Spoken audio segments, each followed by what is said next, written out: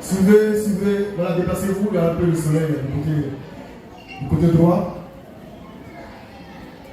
Venez par ici. Ceux qui sont frappés par le soleil, déplacez-vous.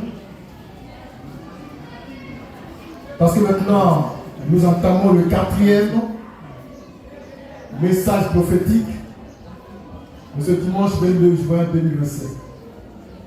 Toujours avec votre serviteur, Christ, Moïse, le Fils de l'homme 3 fois saint. Amen. Le thème est le suivant. Quiconque va en pèlerinage dans le pays d'Israël est maudit.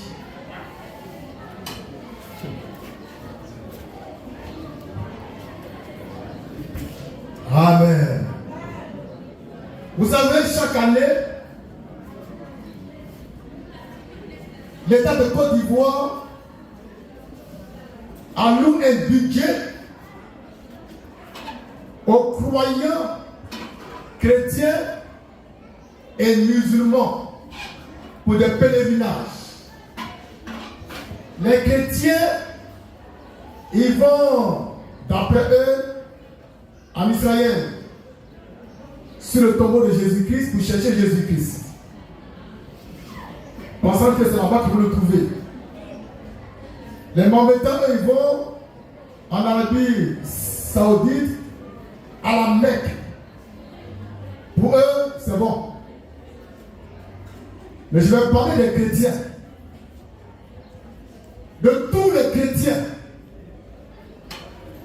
De tous ces pasteurs.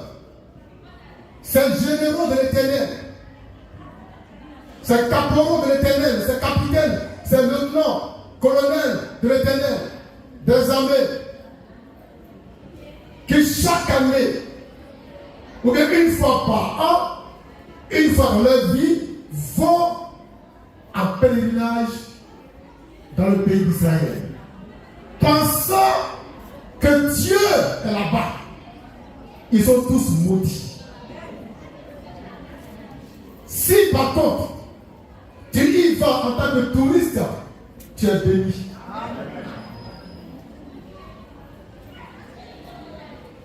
Chaque année, ils vont en Israël. Il y en a qui vont jusqu'à entrer dans le tombeau de Jésus pour y passer la nuit. Pensant que Jésus-Christ entre dans le tombeau. Et pour ça, on dépense des millions. Pourtant, on n'a rien à manger à la maison. C'est un voyage inutile de malheur et de malédiction. Quiconque va se coucher dans le tombeau vide de Jésus, croyant que Jésus est là, est maudit. Il y a longtemps que Jésus-Christ a quitté Israël. Il y a très longtemps qu'il a quitté Israël. Il y a longtemps qu'il est sorti du niveau du tombeau. Il y a longtemps qu'il est descendu de la croix. Tu vas chercher Jésus dans un tombeau, mais tu es malade. Tu te dis chrétien, inspiré, général de l'armée de l'Éternel, caporal, colonel en chef, major, adjudant-chef, major de l'Éternel des armées. Et toi, chrétien, tu es tellement bête que tu prends ton petit jeton, toi qui n'as rien à manger à la maison, qui ne peux pas payer le loyer, tu vas en Israël pour dormir dans un tombeau vide. Et quand tu en ressors, tu es 2 fois pire qu'avant. Tu reviens plein de démons. Pas un moment. Nous, on s'en fout du tombeau de Jésus. Je reprends. On s'en fout du tombeau de Jésus. C'est la carte ouverte, je ne tombe pas dedans. Christ est à moi. Je suis son temple.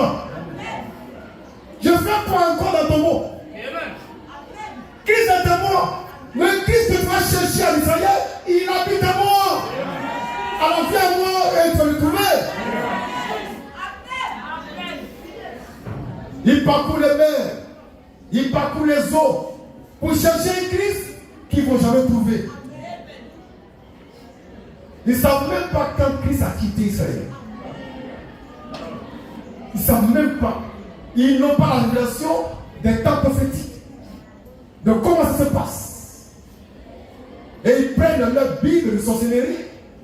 Et ils ouvrent la page où Jésus a été mis au tombeau. Et puis ils disent voilà, on va le trouver dans son tombeau là-bas. Et ils prennent l'avion, ils arrivent à Jérusalem. Et puis ils vont dans le tombeau, à la queue leu. Tu rentres, tu dors, tu sors, l'autre rentre, tu dors, tu sors. Et quand tu sors, tu as un cantique là. Je viens de la bête. Galilée, Galilée, Galilée.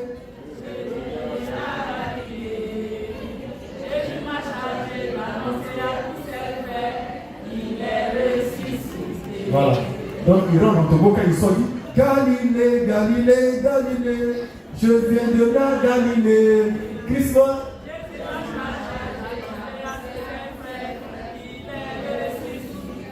Donc toi tu veux la voir là en Galilée, dormir dans le tombeau pour constater le tombeau est vide, et dire Galilée, Galilée, Galilée, je viens de la Galilée. Christmas changé d'annoncer à tous ses cousins. Je ne sais pas que c'est fait, c'est des cousins. Parce que nous on sait qu'il n'est pas dans le tombeau. Nous on prend ça. Alléluia! Nous sommes.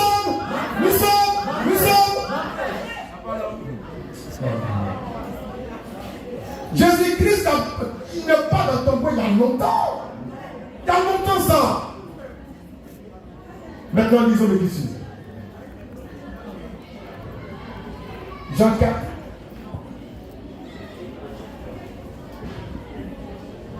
Jean 4, 22 suivant. Où il dit à la Samaritaine que ce n'est pas sur les montagnes, ni à Jérusalem qu'on adore le Père, car le Père cherche ceux qui l'adorent en esprit en vérité. Et puis on va tout lire, on a tout le temps. Jean 4, verset combien? Venez suivant, monsieur. Vérifiez d'abord. Donc je répète, Jésus-Christ n'est plus dans un tombeau. C'est pas là-bas, il faut aller le chercher. Maintenant, je te montre là où tu peux trouver Christ. Je te montre là où tu peux trouver Christ. En ce temps de la fin. C'est dans Matthieu 24, 28. Et cette prophétie est accomplie en moi. Si tu veux trouver Christ, viens en moi. Et tu le trouveras. Alléluia. Là-dessus.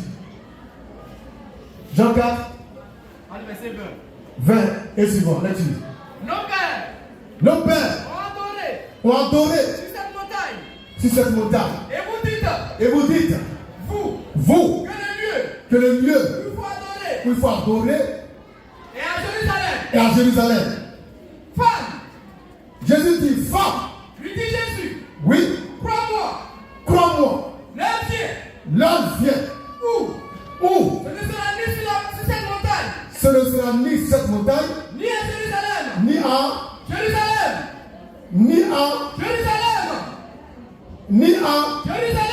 Oui. Que vous adorerez le Père. Et toi, chrétien évangélique, chrétien, non pas catholique, les catholiques ils vont à Lourdes. Chrétien évangélique, tu vas à Jérusalem pour adorer Dieu. Jésus dit quoi? On reprend, suivez. Oui. L'heure vient. Oui. Vous serez venus sur cette montagne. Calme-toi. Regarde un peu ça. On reprend. Jésus dit à la femme. Très bien. Crois-moi. L'heure vient. Où? Ce ne sera ni sur cette montagne, ni à Jérusalem. Que vous adorerez le Père. Que vous allez adorer le Père. Donc je déclare par la main fraîche que tous ces Ivoiriens, tous ces chrétiens du monde entier qui prennent avion pour aller adorer le Père à Jérusalem sont maudits. Ils n'ont pas l'esprit de révélation, ils n'ont pas l'esprit de Christ. C'est-à-dire c'est des mongols spirituels, des oiseaux spirituels, faisant preuve de zèle amer. Jésus est clair, l'heure vient, elle est déjà là, où ce n'est ni sur la montagne, ni à Jérusalem qu'on va adorer le Père. Mais toi, tu fais tout pour aller en pèlerinage à Jérusalem. Voilà. Et il y en a qui vont jusqu'à plonger dans le Jourdain, là où Jésus a été baptisé. Et puis il y en a qui vont sur la montagne des Oliviers, puis ils disent, oh, c'est là, et puis ils font des photos. Et puis ils envoient à leur famille. Voilà. Puis maintenant, il faut filmer, je vais être dans le tombeau de Jésus. Car c'est vraiment qu'il est au fond là-bas, il m'attend. Donc il rentre dans le tombeau de Jésus. Puis il est couché là, 1 heure, 2 heures, 3 heures, il va personne dit, hé, c'est que si demain aussi c'est un jour. Jésus est sorti vivant du tombeau. Cette parole prophétique s'accomplit. Tu ne peux pas aller chercher Dieu en Israël. Tu ne peux pas aller l'adorer en Israël. Parce qu'il n'est plus là-bas.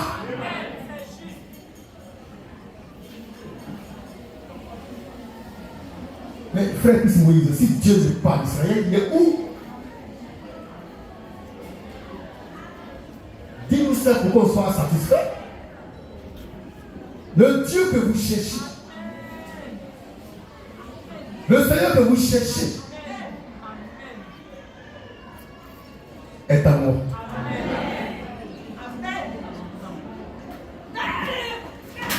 Donc, n'allez ni à Jérusalem, ni à Lourdes, ni à Rome, ni à la mosquée dans l'Arabie Saoudite, ni nulle part ailleurs. Car le Dieu que vous cherchez, le Seigneur Dieu que vous cherchez, est entré dans son temple. Et je suis son temple.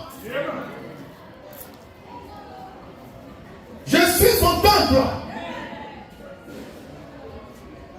Le Seigneur Dieu que vous cherchez, le miséricordieux, le Dieu plein d'amour, de joie, de paix, d'onction, que vous cherchez, matin, midi, soir, en sondant les Écritures, en priant, en jeûnant, est entré dans son temple. Je suis son temple. Si tu m'as prouvé, tu vas le trouver. Malachie 3, verset 1 à 2, rapidement. Pour vous montrer que le Dieu qu'on cherche entre toujours dans son temple. Et son temple, c'est pas le bâtiment, c'est un homme. Le temple de Dieu, c'est un homme. C'est une personne. Et Dieu, il change de temple d'après les âges dans les successions prophétiques. Là-dessus, Malachie 3. Malachie 3. Oui.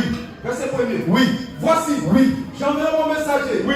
Il préparera le chemin. Oui. Devant moi. Oui. Et soudain. Et soudain. Entrera dans son temple. Et soudain. Entrera dans son temple. Et soudain. Entrera dans son temple. Entrera dans son temple. Le Seigneur. Le Seigneur. Que vous cherchez. Que vous cherchez.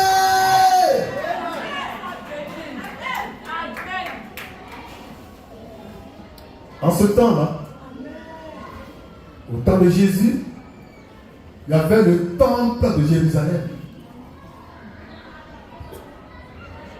Pourtant, la parole dit, le Dieu que vous cherchez, soudainement va entrer dans son temple. Ça veut dire quoi? Que depuis longtemps, avant même que Jésus ne naisse, les gens partaient dans un temps où Dieu n'était pas. Oh, la parole! Amen. Et c'est la même chose aujourd'hui. Les gens vont dans le temple, de grands temples, bâtis à coups de millions, où Dieu n'est pas. Ils vont dans les cathédrales, où Dieu n'est pas. vont dans les grands temples ornés d'or et de diamants où Dieu n'est pas. Des temples avec marbre où Dieu n'est pas. Parce qu'en ce temps de la fin, depuis le temps de l'aube jusqu'à présent, le Seigneur Dieu que vous cherchez est entré dans son temple. Je suis son temple. Je le déclare. Au nom de Jésus-Christ, je suis son temple. Je suis son temple. Le temple du Dieu vivant. Un temple vivant. Un temple puissant.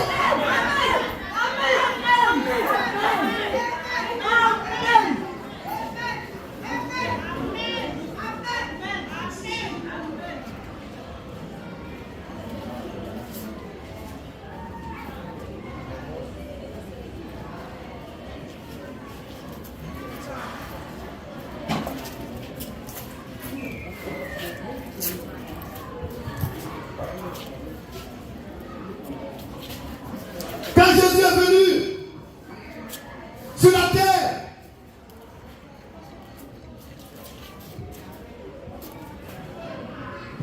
avant de commencer son ministère,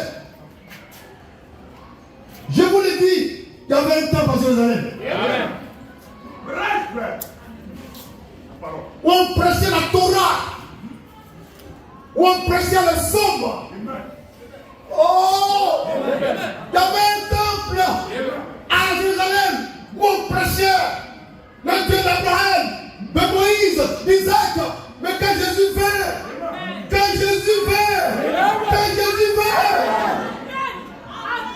il y a une messagerie qui a commencé. Il a été précédé par un homme qui mangeait les criquets. Alléluia. Il mangeait les souterrains, les régimes bizarres, les vitaminés. Oh, la parole. Il baptisait les gens pour manifester le Christ qui était déjà dans les cachés aux yeux des hommes. Jésus a dû marcher et faire 120 km à pied pour aller vers Jean-Baptiste. Il était dans le plan comme tout le monde, semblant à tout le monde. Et quand Jean-Baptiste, quelqu'un lève les yeux, regarde, parce qu'il cherchait ici. Jean cherchait ici. Et puis, le dernier qui baptise, il sort de l'eau, Jean lève le regard. Le suivant, sur sa tête, était le signe promis. Et quand Jean a vu le signe, il a dit, Seigneur, c'est toi qui dois me baptiser, et non moi. Et Jésus dit, laisse faire ce qui est convenable. Baptise-moi. Jean-Baptiste, il prend Jésus, qui a fait péché, il le baptise d'eau. Il le ressort de l'eau. Mais quand Jésus-Christ, après son baptême par Jean-Baptiste, est sorti de l'eau, et que tu dis, les cieux s'ouvrirent, et une voix se fit entendre depuis les cieux, en disant, celui-ci est mon fils bien-aimé en qui j'ai mis toute mon affection. Et puis voici une colombe qui descend du ciel, qui se pose sur Jésus-Christ.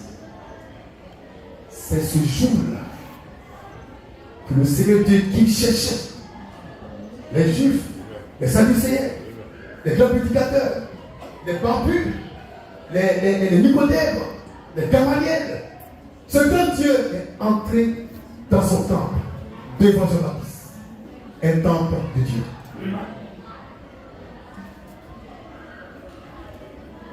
Frère, le temps de Jésus-Christ homme est semblable à mon temps.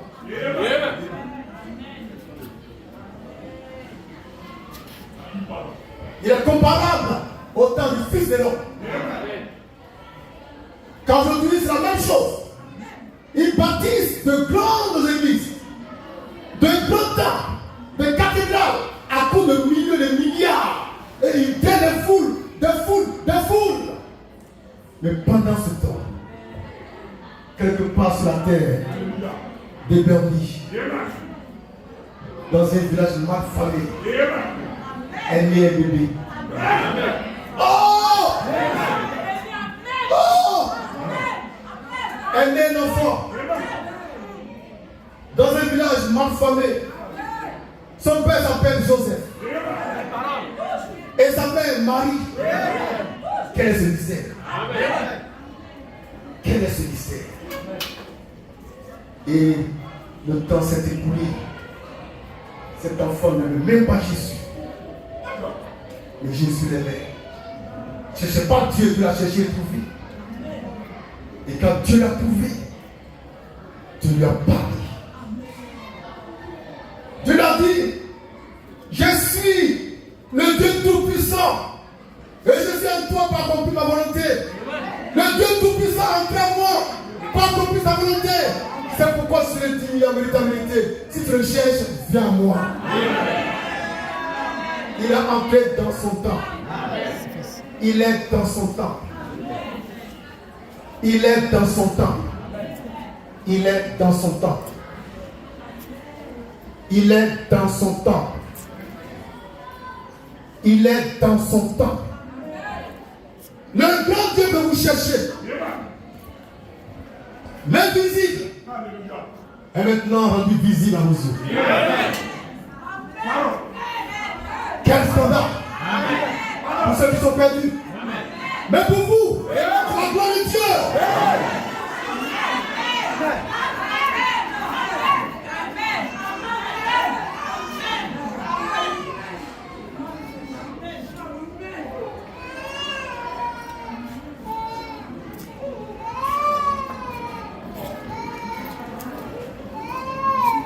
Pour vous, c'est la gloire de Dieu. Que Dieu a fait l'homme Dieu. Le 31 décembre 2000 à Paris. Le grand Dieu que vous cherchez est entré dans son temps.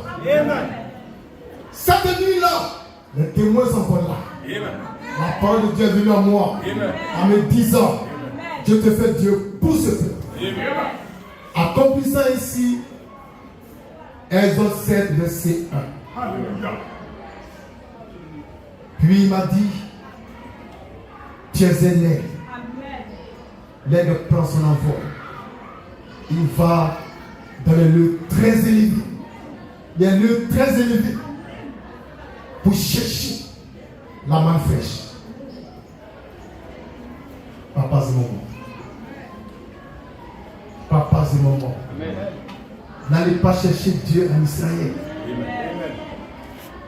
Que je vais être un peuple maudit. Amen.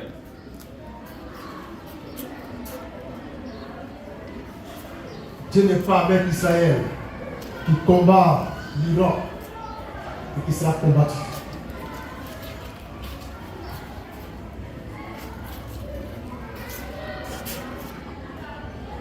C'est pourquoi quiconque va en pèlerinage dans le pays d'Israël est maudit. Amen. Lecture. Maintenant, verset combien? On a vu Matthieu 3. On est en Jean 4, verset au 22. Papa, c'est maman. Papa, c'est maman. Ça peut aller? Non, la main fraîche. C'est du bon. Ils vont à Lourdes, où une certaine Vierge Marie à la peau blanche aurait apparu. Il y a une autre qui sort des rochers pour les guérir. Maintenant, quand tu sors, tu n'étais plus malade qu'avant. Il y en a qui vont à Rome, carrément, au Vatican, qui signifie serpent. Pour baiser tes bises à la bague de papa. Il faut aller baiser la bague du pape. Tu as payé le transport. Tu as payé le transport, billet d'avion. On va te piquer, piqûre de vaccination. Pour être vacciné. Puis tu montes d'avion, tout heureux. Tu descends à Rome. On te conduit au Vatican pour croiser le pape. tu es le chef suprême de l'église catholique romaine. Et on va te dire, le pape là, on ne regarde pas Zédan, on ne regarde pas Fafa. C'est pas ton camarade. Et quand tu viens devant lui, il te tend la bague, papa. Tu fais bise là-dessus, sans regarder le pape. Et quand tu as fini, tu marches à reculons. En reculant, en reculant, jusqu'à un fou dans un couloir. Donc tu dis devant lui, parce que c'est la sainteté, papa. Et toi, tu vas prendre ton argent pour aller à Rome, pour faire bise à une banque que tu peux payer ici moins cher. Alléluia. Moi, à mon âge, j'ai fait bise à une banque. Bise. J'ai laissé les lèvres de l'enfant, j'ai fait bise à une banque. Alléluia.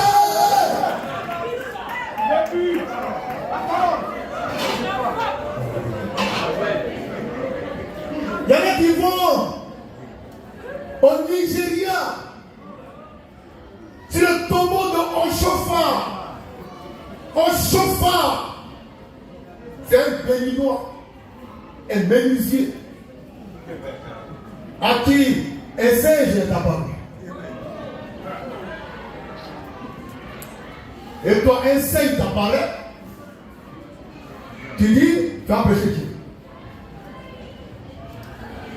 Et ceux qui ont l'argent, ils vont sur le tombeau de Sofa, qui se trouve au Nigeria.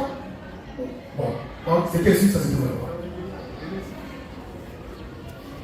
Et arrivé là-bas, ils sont sur le tombeau de Sofa, en communion directe avec l'esprit de Sofa. Si Jésus dit que ce n'est même pas à Jérusalem, tu as fait quoi au Nigeria? Au moins ceux qui vont en Jérusalem, je les comprends, le tombeau est vide. Ça donne une sensation assez bizarre. Mais le tombeau du monsieur est bé. Parce qu'il n'est pas encore sorti du bois. Au chauffeur est là, carré là, pourri, attendant le jour du jour. Et toi qui payes les transports, il y en a qui n'ont pas les moyens, qui vont passer par la route, monter, descendre, et arriver au Nigeria, et ils sont morts.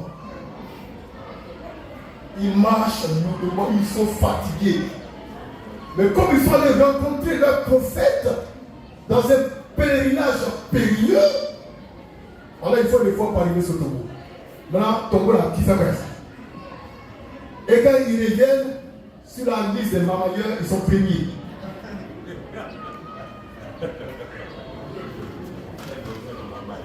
À la rigueur, on dit bon, on va aller voir où on a payé le prophète, d'accord, dans un voyage touristique, mais aller se prosterner et puis parler au tombeau. Et puis tu reçois une onction. Et quand tu as une onction, on te met les ceintures de karatéka ninja. C'est pas jaune, c'est rouge ou c'est vert. Ils disent que ils sont chrétiens. Si je meurs, le premier qui va venir pour m'adorer, il ne sortira pas du cimetière. Il ne sortira pas du cimetière. Alléluia!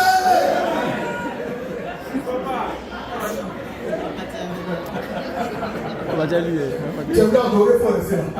Tu ne bouges pas. On n'a pas reçu l'adorer. Que Dieu soit béni. Let's Jean 4, verset 22 suivant. Vous adorez ce que vous ne connaissez pas. Jésus dit à la Samaritaine, vous adorez ce que vous ne connaissez pas. Nous les Juifs, Nous adorons ce que nous connaissons. nous adorons ce que nous connaissons. Combien de chrétiens ne savent même pas ce qu'ils adorent? Tous les chrétiens ne savent pas ce qu'ils adorent. Tous les chrétiens ne savent pas ce qu'ils adorent. Les catholiques ne savent pas ce qu'ils adorent. Mais de dire Pentecôtiste, même chose. Agonioriste, la même c'est catholique. Ils adorent la chimère, ils adorent le Satan, ils adorent le Kamalengou. Et ils ont ça comme image dans le temps, en guise d'adoration. Vous adorez ce que vous ne connaissez pas, dit Jésus à la Samaritaine. Mais nous adorons ce que vous connaissez. Là-dessus. Car le salut vient des Juifs. Car le salut vient des Juifs. Car le salut vient des Juifs. Car le salut vient des Juifs. Ce sont les Juifs de qui vient le salut qui connaissent ce qu'ils adorent. Amen. Et je déclare par la main fraîche que quiconque prêche l'évangile de Christ est un juif est un maudit. Amen. Le salut ne vient pas des guéris. Même s'ils sont dans la région du Mont Péco. Il ne vient pas des baoulés. Même si on a notre baoulé, notre Jésus baoulé. Il ne vient pas des aiguillés. Il ne vient pas des Chinois. Il ne vient pas des Anglais. Le salut vient des Juifs. Dit Jésus.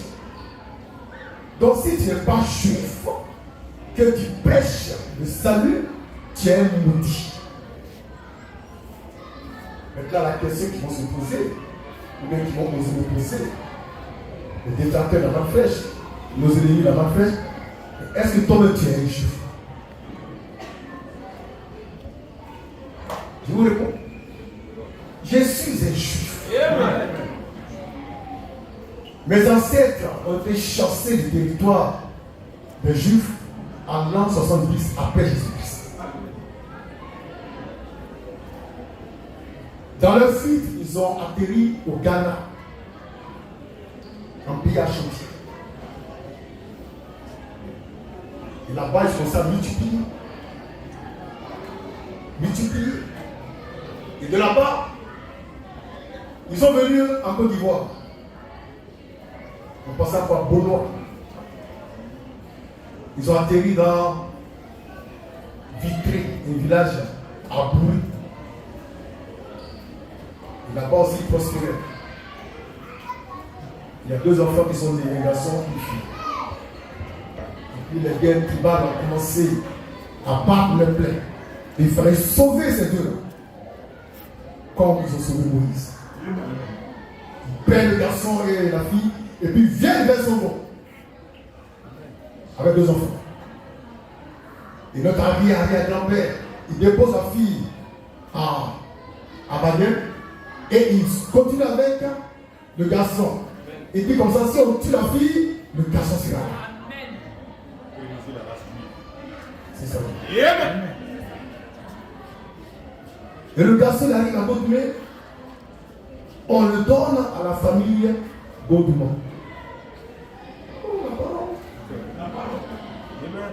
La parole. C'est de là qu'ils sont. Donc, mon origine, il faut aller chercher ça trop loin. De la tribu de Judas. Et Dieu m'a dit, le 9 février 2023, moi je rends témoignage. Parce que Dieu m'a dit. Le 9 février 2023, Dieu m'a dit, tu descends de la tribu de Lévi quant à la chair et de la tribu de Judas quant à l'esprit. Je suis un juif. Je suis un juif. C'est pourquoi le grand Dieu m'a confié l'évangile de la perfection des saints. Amen. Car le salut, le plein salut, la gloire vient des juifs. Amen. Tous les prédicateurs, quelle que soit leur influence politique, leur influence ecclésiastique, qui ne viennent pas de Judas, sont des diables. Amen. Même si tu remplis l'église, même si quand tu prêches, les toits s'envolent, ça disparaît et puis ça revient 2 jours après, tu es du diable. Parce que Jésus dit le salut vient des Juifs. J'ai appris que notre petit-fils de l'homme est d'autres. C'est autoproclamé descendant de la tribu de Benjamin. Mais après mieux réflexion, c'est ça parce que c'est pas une bonne tribu. Et puis il est devenu, par miracle, descendant de la tribu de Juda. Ils s'appellent Josué de Dotri. Il est maintenant descendant de la tribu de Juda. Il descendait de Benjamin. Il a vu le Benjamin là. C'est pas pour ça. Donc il est devenu juif de la tribu de Juda. Mais lui au moins, il a compris le mystère. Mais il sait que le salut vient des Juifs.